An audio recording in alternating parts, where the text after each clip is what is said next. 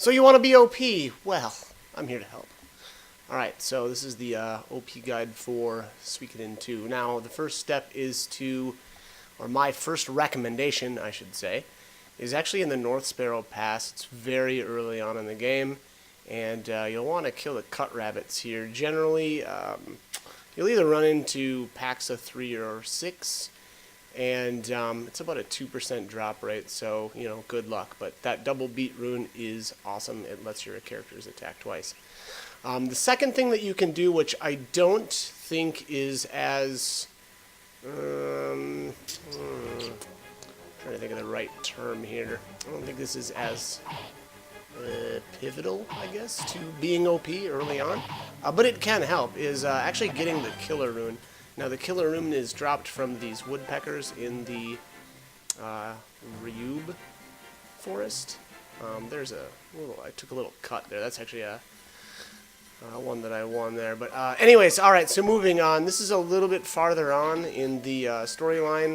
The Fury rune is a rare find in the Muse rune shop. Now, Fury basically puts your character in Berserk all the time.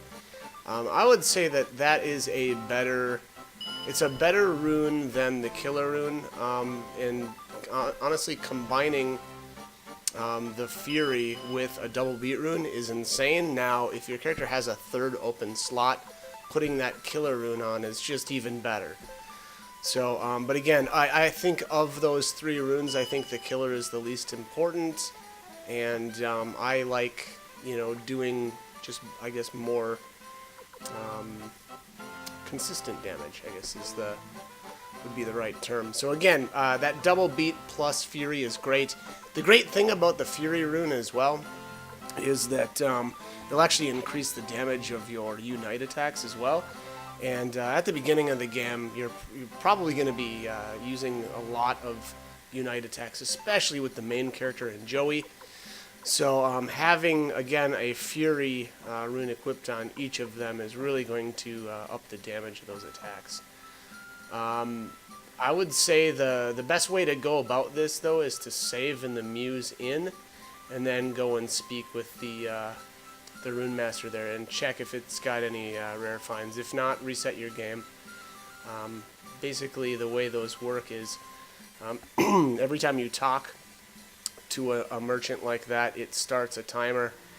The timer goes for a half an hour, and basically, if you talk and the person doesn't have a rare find, you need to either reset or that timer starts and you'll have to wait for another half an hour. But anyways, moving on. So this is the border between the northern side of Muse and the Matilda area. Basically, this is a pretty well-known glitch where it lets you actually push the gate out of the way and get into a really high-leveled area. Now, basically the first thing, or what you want to do though, is to avoid enemy encounters here. So you need to run from the battles. Because otherwise you're going to get stomped. So what you'll do then is to enter the highway village here and go right to the inn. This is not the inn, so don't bother with that building.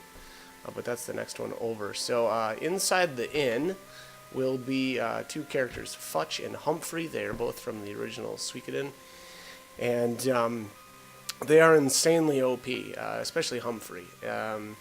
And even more so if you've loaded Suikoden 1 data, because if you had the Windspun armor on Humphrey on your save game, he'll have it in this version. Otherwise, I think he might have, he'll still have really good armor, but just not as good as the Windspun.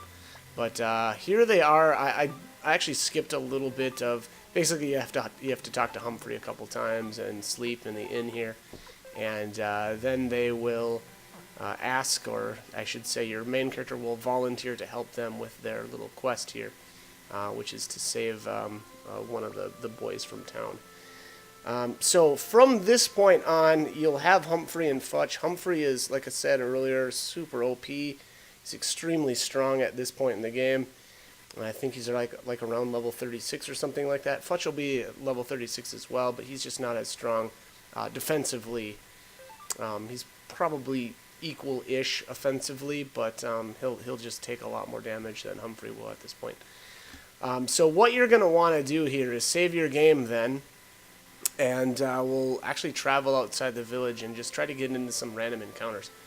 It actually can really help out if you have your character set up a certain way. I actually like to make sure that you can either put Humphrey in the middle position or the far left. Actually, it doesn't matter as long as he's on the front line. But it's actually really important to have somebody directly behind him.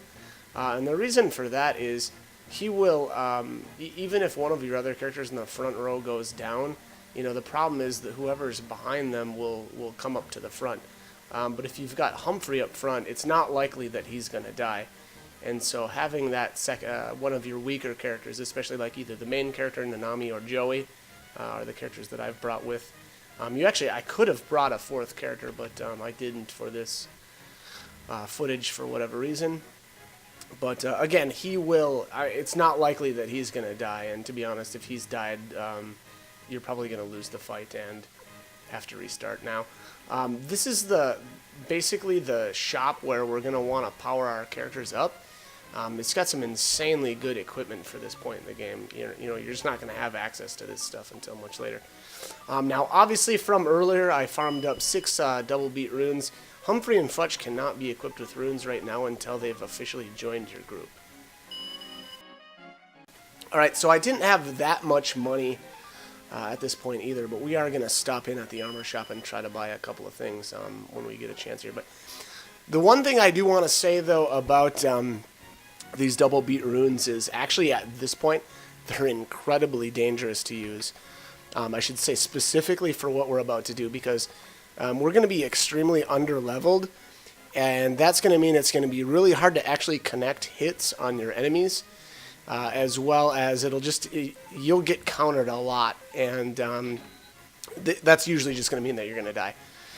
Here in the armor shop, I actually got incredibly lucky there with the rare finds, and the Thunder God garb for Nanami is actually there, so I picked up one of those. That's probably actually the top priority as far as armor to buy right now, just because it is a rare find. And again, you can actually go in here to the inn and actually save first, which is actually what I would recommend doing before you actually go to that shop, just because there's a chance that you'll get unlucky and that armor will not show up. So again, save your game first and then check that item shop and look for that rare find. And then if you've got any money left over, which is probably not very likely, but if you do, buy whatever else you can, and then run back outside, and we'll start actually trying to get some money, and we'll be able to buy some really good gear extremely quickly, just because of the amount of money that or potch that the enemies out here will actually drop. So here I actually got incredibly lucky with my first encounter, and this was just 2 pink birds. Of all the enemies around here, they're probably the easiest to take down, and because there was only 2 of them, that just made it even easier. The one thing I would say is that it would have been a smarter idea to just defend with the hero there. As you notice, he took a lot of damage that first hit. I did do a bit of leveling though beforehand, so he was obviously able to survive that. So the other thing is here, you don't really want to attack with Joey, Nanami, or the hero.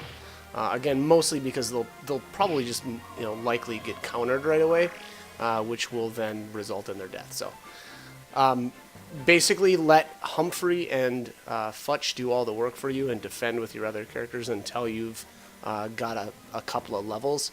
And then at that point, you can go ahead and actually start doing some damage with them.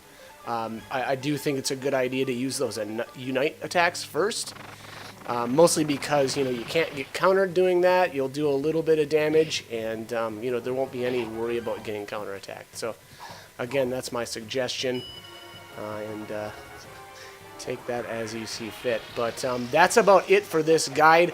Like I said, you just kind of do this. You'll have to work your way up. Obviously, the first couple of battles are going to be the hardest, but once you've put on a couple of levels, the whole process will get incredibly easy, and you'll just keep buying more and more gear, and your defensive stats will get obviously a lot better, and you will be essentially OP. But that's it. As always, hope the guide was helpful, and hope you join me for more videos. Thanks for watching.